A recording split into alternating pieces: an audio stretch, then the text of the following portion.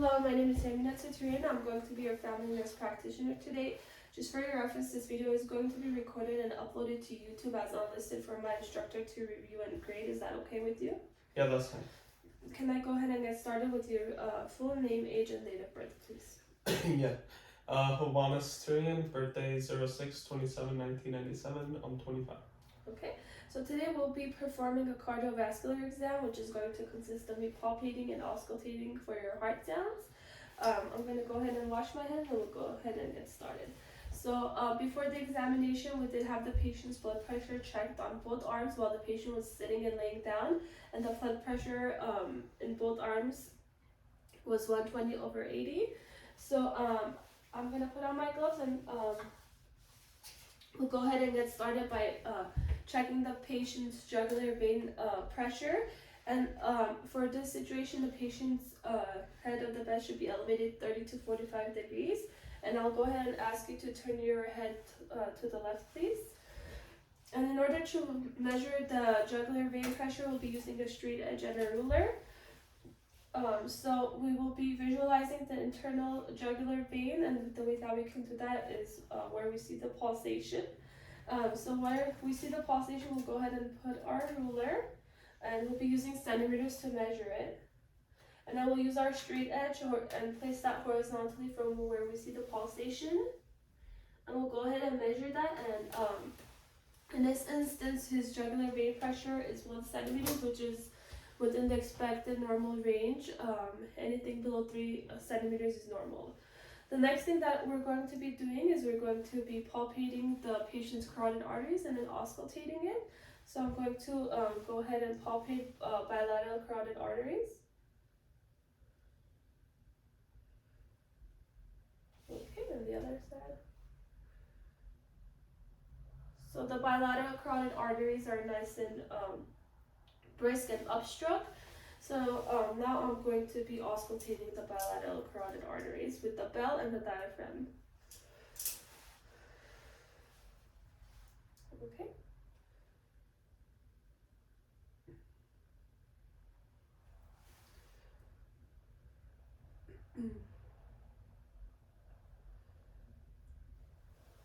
We'll do the same thing again with the bell.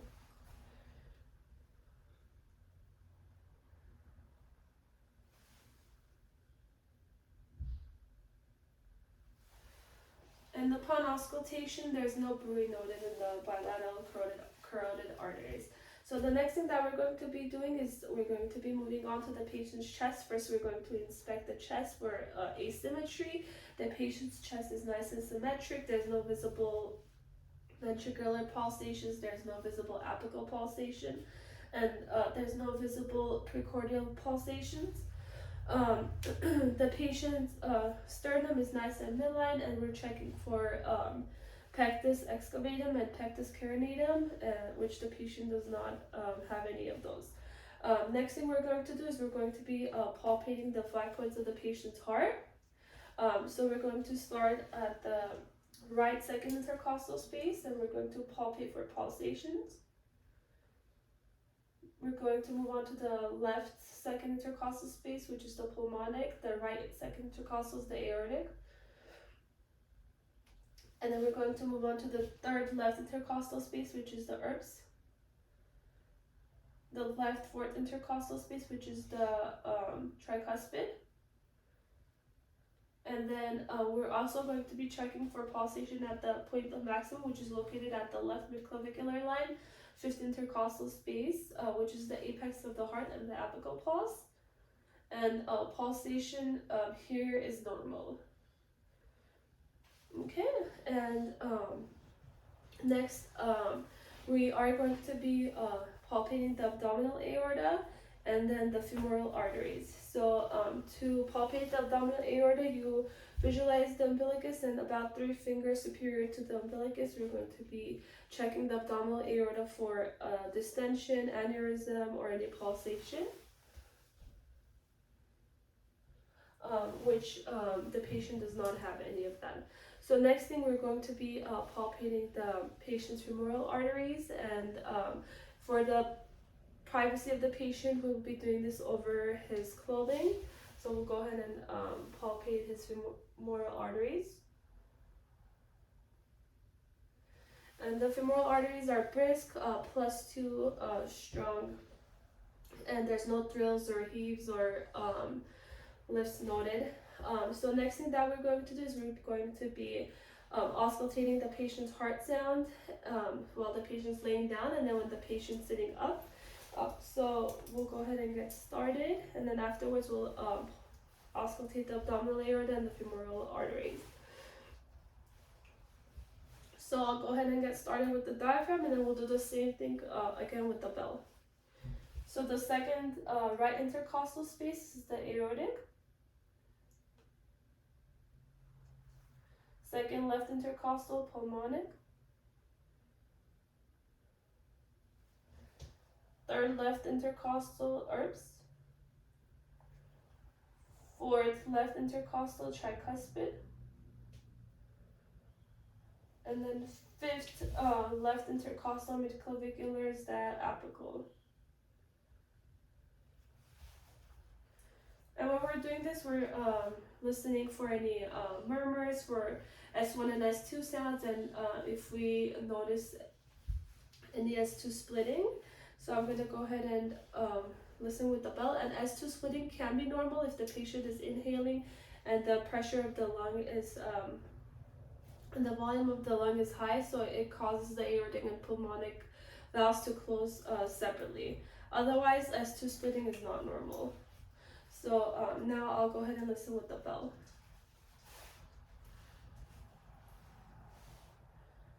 So right second intercostal space, aortic.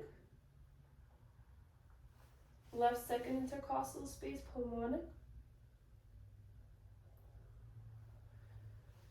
Third left intercostal, ERPS point. Fourth left intercostal, tricuspid. And then fifth left intercostal midclavicular line, the apical. So I'm going to go ahead and be auscultating the patient's abdominal aorta and listen for any bruits, and then the femoral arteries, and then I'll have the patient sit up and we'll listen to the heart sounds while the patient's sitting up. So we'll use the diaphragm and then the bell.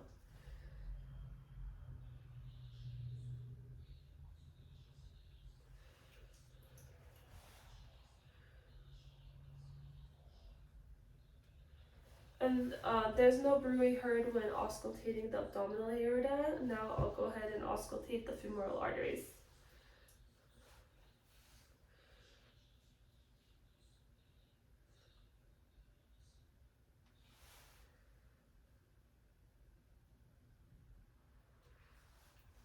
Okay, we'll be going ahead and using the bell.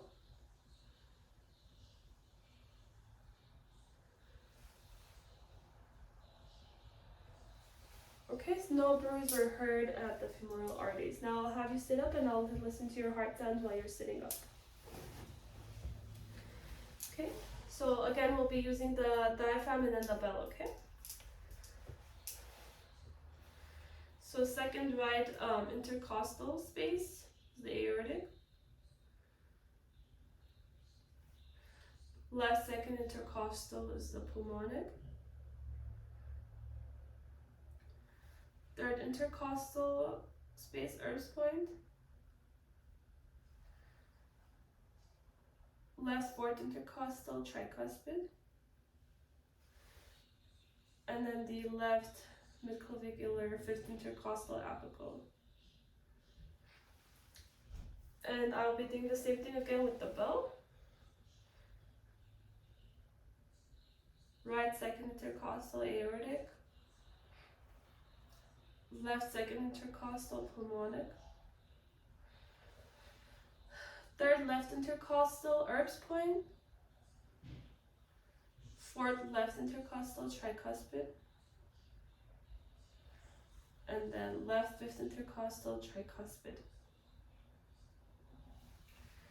Okay, and when auscultating, there was no murmurs noted. So if I can have you just lay down. And now I'm going to be taking a look at your upper extremities, and I'll be checking your arm arms for any swelling, for any cyanosis, and the hands are nice and warm. We're also going to be checking for the capillary refill on both fingers. And the capillary refill is less than 3 seconds. And we're also checking for any splint hemorrhaging. We're checking for any tar staining. And then if I can also ask you to put your hands together like this, and we're going to be checking for clubbing, which we can see the little window so the patient does not have any clubbing in his fingers. Next, we're going to be palpating the brachial pulses bilaterally.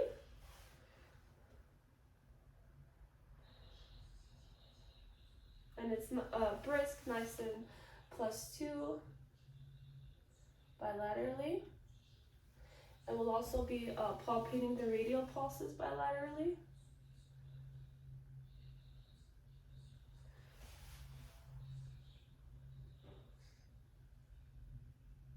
Okay, and it's +2, nice and strong. And now we'll be moving on to the patient's lower extremities. And we'll be checking for any edema. We're going to be checking for warmth, and it's nice and warm.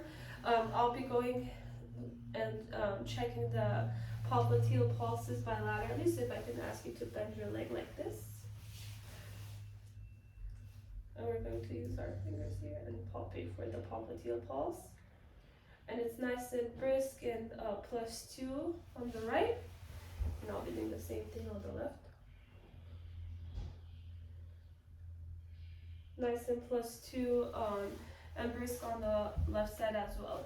Now I'll be checking for your tibial pulses.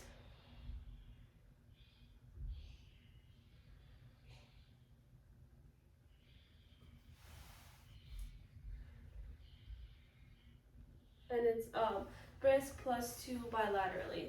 I will be checking for your dorsalis pedis pulses. And they're equal bilaterally, brisk and +2. And I will also be checking for the capillary refill on your toes. And they're nice and warm, there's no discoloration, no cyanosis. And the capillary refill is less than 3 seconds. Also, we're visualizing for varicose veins or shunts. Lastly, I'm just going to ask you to stand up and we'll check for varicose veins when you're standing up, please. Okay, and the patient does not exhibit any signs of varicose veins. This concludes our examination. Thank you so much for participating and have a great day.